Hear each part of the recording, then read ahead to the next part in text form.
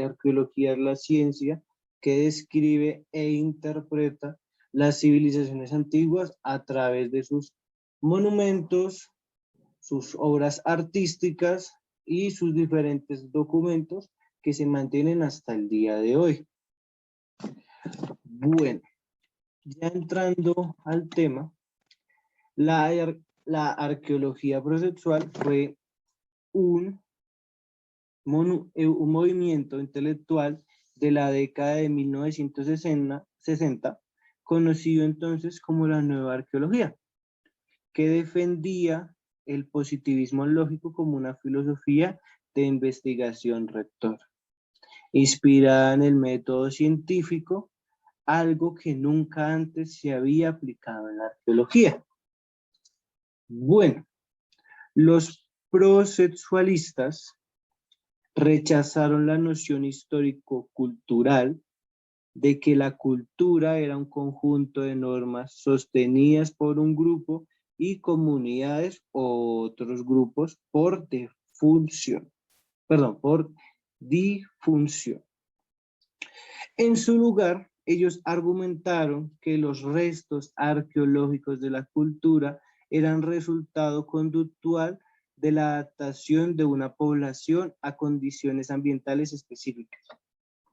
Para ellos era hora de una nueva arqueología que aprovechara el método científico para encontrar y aclarar las leyes generales del crecimiento cultural en la forma en que las sociedades respondían a su entorno.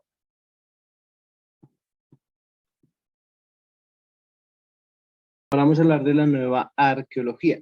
La nueva arqueología hizo hincapié en la formación de teorías, la construcción de modelos y la prueba de hipótesis en la búsqueda de las leyes generales del comportamiento humano.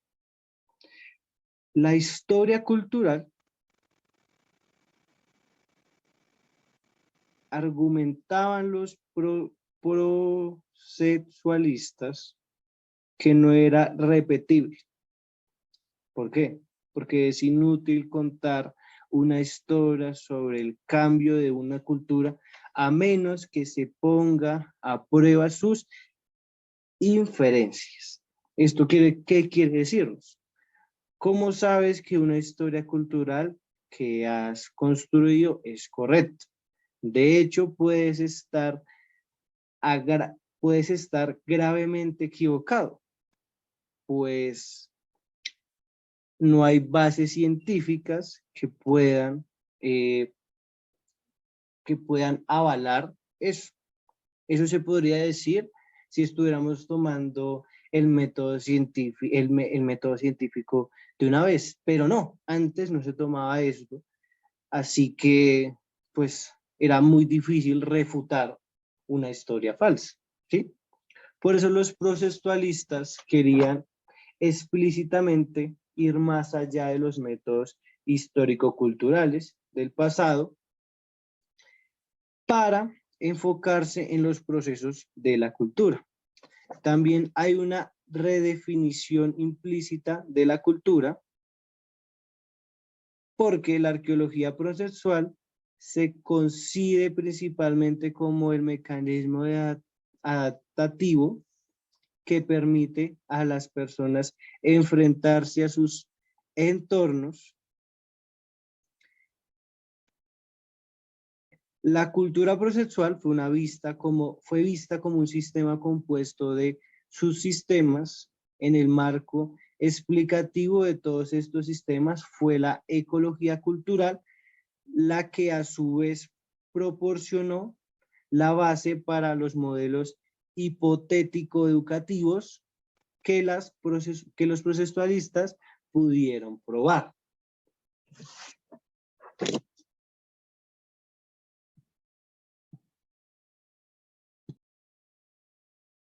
Vamos a hablar de las nuevas herramientas.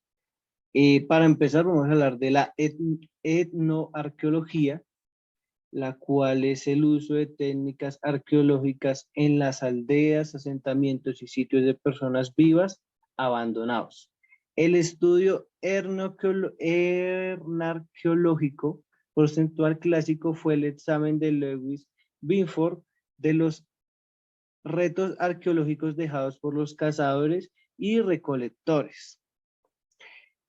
Él estaba buscando explícitamente evidencia de procesos repetibles con patrones, que podría buscarse y encontrarse representados en sitios arqueológicos dejados por los cazadores y recolectores del Paleolítico Superior. Por otra parte, se planteó una nueva herramienta, la cual fue el enfoque científico al que aspiraban los procentualistas, surgiendo la necesidad de explicar muchos datos. La arqueología procesual surgió durante la revolución cuantitativa, que incluyó la explosión de sofisticadas técnicas estadísticas implicadas por los crecientes poderes informativos y el crecimiento de ellos en la arqueología procesual. Los datos recopilados por los procesualistas incluían características de la cultura material y datos de estudio etnográficos sobre la composición y los movimientos de población históricamente conocidos. Esos datos se utilizaron para construir finalmente y probar las adaptaciones de un grupo vivo en condiciones ambientales específicas y por lo tanto para explicar el sistema cultural prehistórico.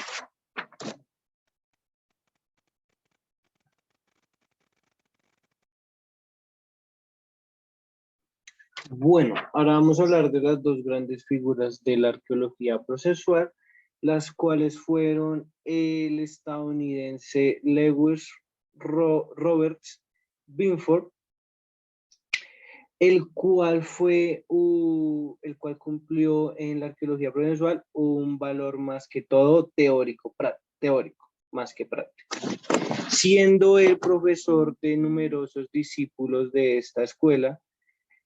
Sus aportaciones principales radican en la construcción de una estrategia de aplicación del método hipotético deductivo a la arqueología, la comparación o traducibilidad etmográfica a través de la teoría de nivel medio. La importancia del determinismo natural y la visión atemporal de los problemas. Binford es además conocido por sus dogmatismos y su incapacidad para aceptar las críticas, y por sus agrios enfrentamientos con Francois Borders en la interpretación de las diferentes fases del Mysteriense. Perdón. Otro debate con Brian Worth por el origen neolítico y con sus propios discípulos Franny Ray o por cuestiones personales. Por otro lado, David Leonard Carker, perdón mi pronunciación de inglés, fue un arqueólogo británico responsable de extender la arqueología procesual en Europa. Su neuroarqueología analítica causó un enorme impacto, aunque no agradó a todos. Fue un revulsivo fundamental para la renovación de la disciplina prehistórica europea. Fue un prestigioso profesor de la Universidad de Cambridge. Demostró la utilidad de la aplicación de la teoría de sistemas, los modelos matemáticos y la influencia de la ecología y del espacio geográfico en la evolución de las sociedades humanas. Carker tuvo muchos problemas con las jerarquías universitarias inglesas. Sin embargo, fue siempre un popular y admirado especialista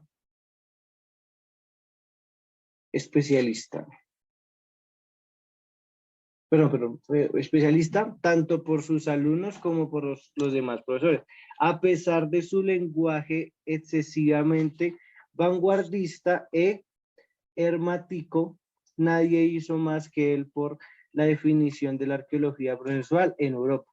De hecho, no inmediatamente, pero sí con el tiempo aparecieron diversos seguidores de las ideas de Karl en la Universidad de Cambridge, quedando por citar quizás a Bob Chapman.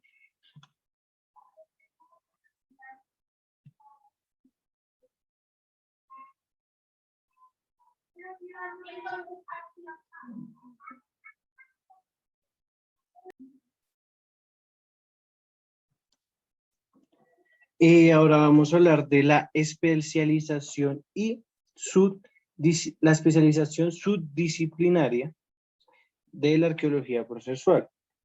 Listo, los procesualistas estaban interesados en la relación dinámica que operaban entre los componentes de su sistema o entre los componentes de los sistemáticos y el medio ambiente. El proceso fue, por definición, repetitivo y repetible. Primero, el arqueólogo observó fenómenos del registro arqueológico o etnoarqueológico. Luego usó esas observaciones para formar hipótesis explícitas sobre la conexión de esos datos con los eventos o condiciones en el pasado que podrían haber causado esas observaciones. A continuación, el arqueólogo averiguaría qué tipo de datos podrían apoyar o rechazar la hipótesis y finalmente el arqueólogo recopilaría más datos y averiguaría si la hipótesis era válida o si fuera inválida en algún sitio y podría probarse lo contrario. La búsqueda de leyes generales complicó rápidamente. ¿Por qué? De tantos datos y tantas variables dependía de lo que estudiara el arqueólogo. Rápidamente los arqueólogos se encontraron en especializaciones subdisciplinares para poder hacer frente a la arqueología espacial y se ocupó de las relaciones espaciales en todos los niveles, desde los artefactos hasta los patrones de asentamiento. La arqueología regional buscaba comprender y comerciar el intercambio dentro de la región y la arqueología entre sitios buscó identificar e informar sobre la organización sociopolítica y la subsistencia y arqueología dentro del sitio destinado a comprender los patrones de actividad humana.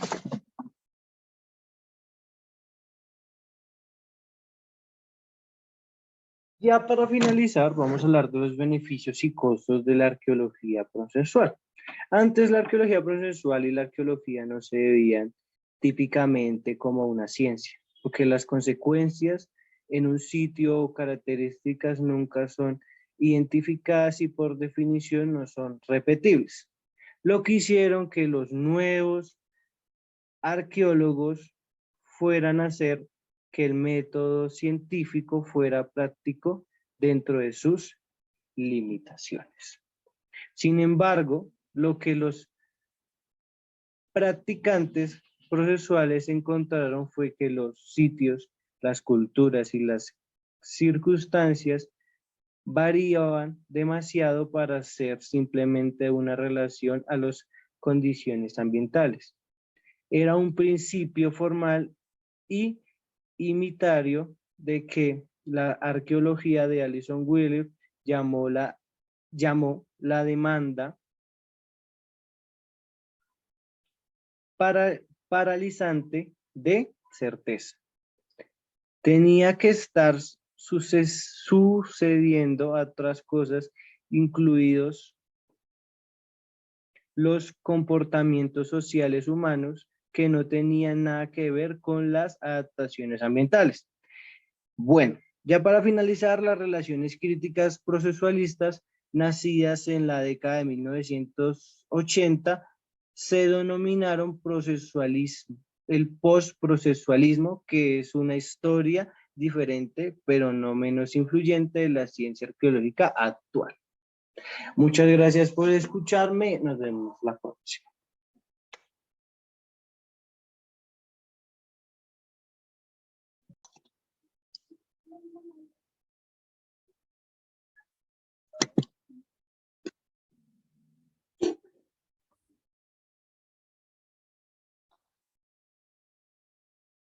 Bueno, mi nombre es Jonathan David Panqueva y el día de hoy les voy a hablar sobre la arqueología procesual. Listo. Primero vamos a definir qué es la arqueología. La arqueología es la ciencia que describe e interpreta las civilizaciones antiguas a través de sus monumentos, sus obras artísticas y sus diferentes documentos que se mantienen hasta el día de hoy. Bueno, ya entrando al tema, la arqueología procesual fue un movimiento intelectual de la década de 1960, conocido entonces como la nueva arqueología, que defendía el positivismo lógico como una filosofía de investigación rectora, inspirada en el método